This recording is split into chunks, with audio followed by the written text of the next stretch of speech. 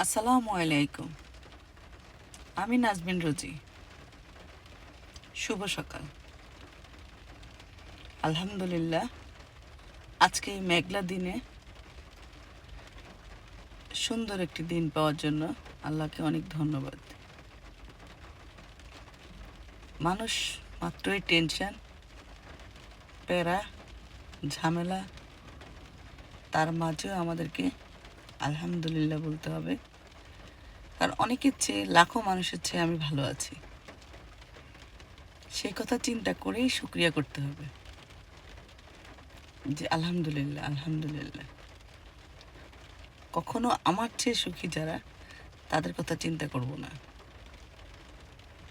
তাহলে কষ্ট বাড়বে। সবসময় আমাদেরকে চিন্তা করতে হবে আমার চেয়ে কষ্টে যারা আছে তাদের কথা। বেশি যদি মন খারাপ হয়, জীবন নিয়ে যদি বেশি হতাশা হয়, তাহলে হাসপাতালে যাবেন, অসুস্থ মানুষের কাছে যাবেন, গরিব মানুষের কাছে যাবেন, গিয়ে আপনার মনের কথা বলবেন, ওদের মনের কথা শুনবেন। নিজেটা না বললেও চলবে, শুধু ওদেরগুলো শুনবেন। তখনই দেখবেন যে কতটা সুখী, কতটা ভালো। ঠিক আছে?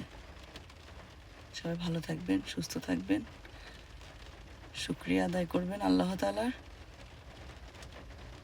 আলহামদুলিল্লাহ, আলহামদুলিল্লাহ।